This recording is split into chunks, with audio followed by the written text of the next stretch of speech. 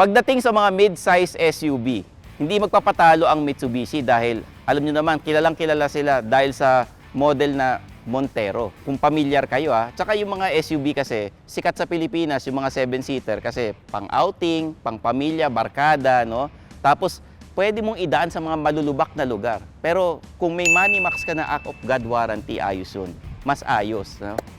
I'm Stanley Chi, your host for the car review ng 2020 Mitsubishi Montero Sport GT. Bago natin simulan ang car review, please follow Phil Kotse on YouTube, like and subscribe, tsaka click the bell icon for updates kasi Phil Kotse is the #1 car portal in the country.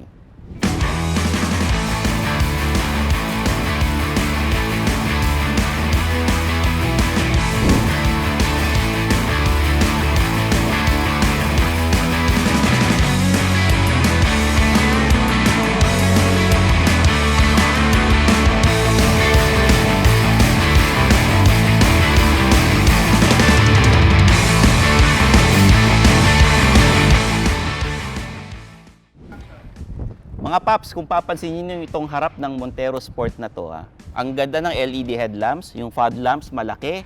Kamukha niya yung Mitsubishi Strada. Tapos pansinin niyo yung logo sa gitna. Ang ganda, malaki, makintab. Tapos yung bumper niya, bagong-bago, ni-redesign. Usong-uso yung mga honeycomb grill sa mga sasakyan ngayong 2020, no? Tapos merong silver trim na makapal dito. Ang ganda, na may konting grill din na itim dito sa gitna. Tsaka pansinin nyo dito sa may honeycomb grill niya, merong sensors, dalawa, tsaka yung front cam. Ayan, para hindi kayo mabangga.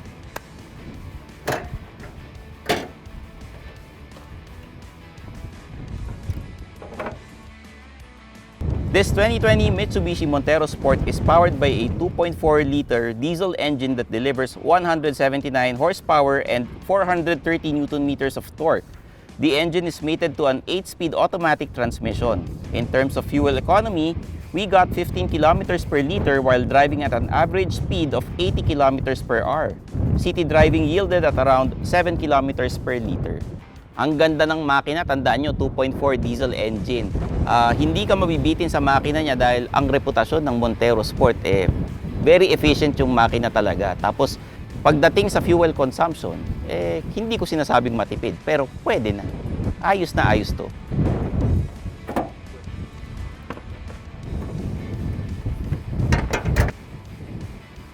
Pagdating sa gulong, 18-inch alloy wheels na two-tone. Kita nyo maluwag ang wheel arches, wide, very wide. Tapos itong fender niya nagpapamacho para dito sa Montero Sport. Alam nyo naman, pag naka-Montero ka, machong-macho datingan mo. Kung papansin niyo yung side profile ng Montero Sport, yung character lines niya nagsisimula sa fender, tapos titigil sa gitna, tapos ulit. Dito naman tayo magsisimula ulit hanggang sa tail lights niya. Kung napansin niyo yung chrome lines niya, very subtle, manipis lang. Hindi OA yung kapormahan niya. Pangmayaman, sosyal na sosyal. Sa doorknob, kita niyo naman yung chrome niya, tapos hindi niyo na kailangan na susi. Pagdating nyo sa side mirror, integrated na yung signal lights niya, tapos may camera dito sa ilalim para safe na safe ang pagdadrive ninyo. Tsaka, kita nyo itong stepboard para sa mga matatangkad dyan kagaya ko. Para hindi na kayo mahirapan. Ayan, oh.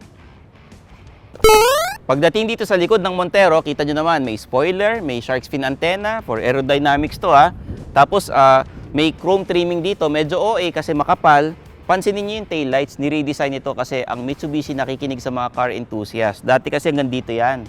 So yung mga ibang bumibili ng sasakyan, tinatakpan yung ilaw dito. Pero ni-redesign na nila to, sobrang ganda at tingnan nyo, merong rear camera dito for safety ulit at may mga sensor dito na 4. Kung nabangga pa kayo, ewan ko na lang.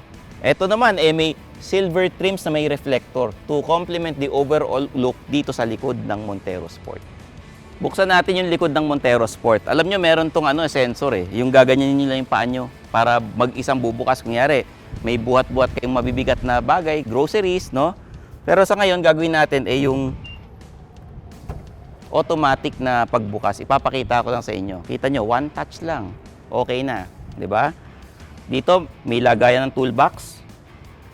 At kung masyado kayong marami ilalagay ng mga maleta, kasya 5 rito Basta pahiga, no? Ito lang gagawin nyo.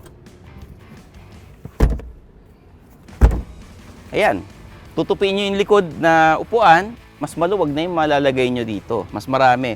Kasya hanggang 5 mga maleta na pahiga. Okay? Ayan. Oh. Pag sinara nyo to, one touch lang. Automatic na siyang magsasara. High-tech na high-tech. Visit philcoche.com and be a part of Philcoche's year-end blowout sale. Pagpasok dito sa Montero, papakita ko muna yung susi. Ayan oh, ganyan lang kaliit. Simpleng-simple. May leather seats with gray trimmings. Tapos multifunction steering wheel. Andito yung mga control sa Apple CarPlay, Android compatibilities, sound system, cruise control. Tapos etong shifting na ito, one touch lang. Parang cambio bukod dito. Meron pa to. 8-inch touchscreen na display. Tapos napansin ko lang yung mga icons dito parang luma na yung style.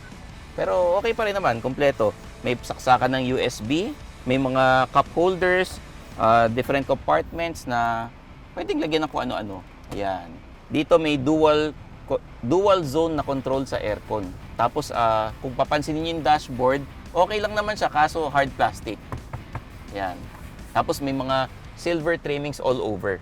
At ayan, sunroof, 'di ba? Dito sa gitna, maluwag na maluwag, komportable.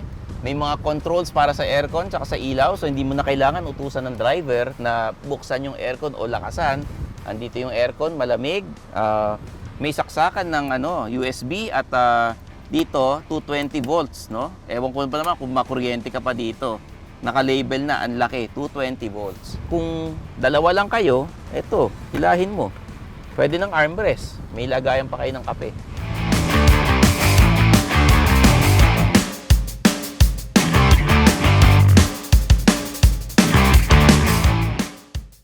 Dito sa pinakalikod, kung napapansin nyo, good for 2 people yung likod, no? May cup holder, may mga seat belts all over, tapos may mga aircon.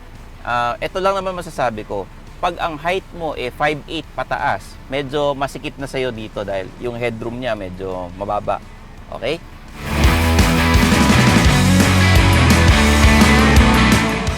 Dito kung napansin nyo, may digital instrument cluster tapos power adjustable seats. So, very high-tech ito. Tapos, medyo mabigat yung steering wheel. Medyo lang naman. Hindi naman sobrang bigat. Kasi yung dating mga Montero or yung mga dating sasakyan, sobrang bigat. Kung medyo tinatamad kayong mag-workout, ito, lalaki biceps mo rito. Swabing-swabing pag-drive dito.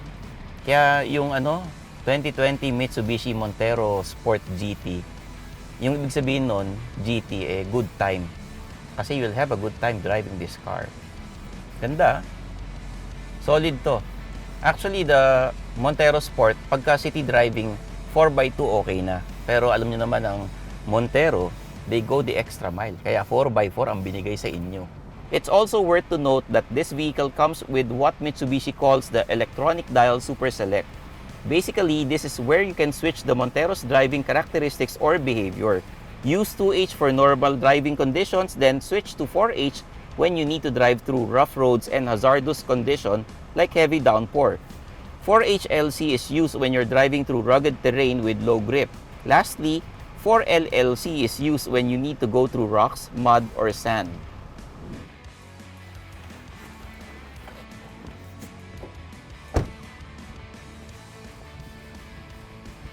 Eto na tayo sa Philcoche grade natin. Pagdating sa aesthetics, wala akong masasabi dahil napakaangas, napaka-forma nitong Montero Sport GT na to. Kaya ang grade natin ay 5/5. Pagdating sa practicality, nako, ang daming safety features nito, mataas, pwede nyong isugod sa baha. Pero basta may Money Max kayo na insurance, ayos yan. Pwede sa mga outing, ang dami nyong pwedeng ilagay sa likod, napakaluwag, pwede kayo mag-charge ng telepono. Ang daming safety features, yung mga airbags, 7. Saka nakakita ng 7 airbags, no? Very practical sa panahon ngayon na medyo COVID season, so kailangan may social distancing. So kailangan nyo ng maluwag na sasakyan para marami kayo, at least mga 4, no? Kaya for practicality, ang score natin 4/5. Pagdating sa performance, hindi kayo mabibitin dito sa Montero Sport na to. Alam nyo naman, lagi kong sinasabi, bawal mabitin, masama yun. Malakas ang makina, pwedeng idaan kahit saan at very smooth. Hindi siya maingay.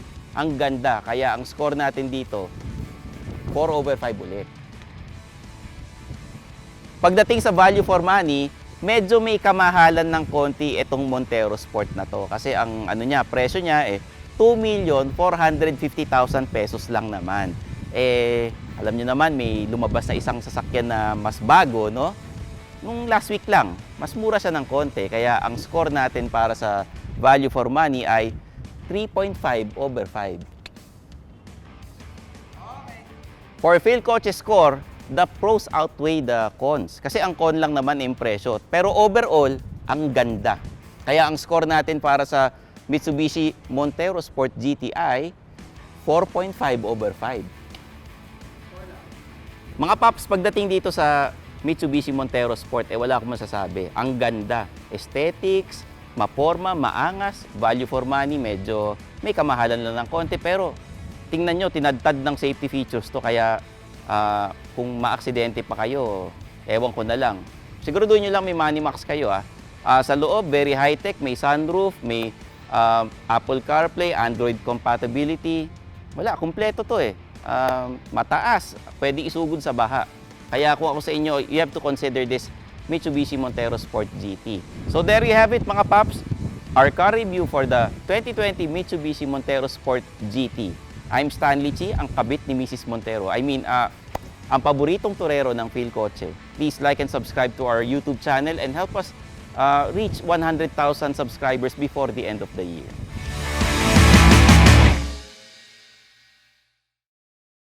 Thanks for watching. Don't forget to subscribe to PhilCoche, the country's #1 online car portal.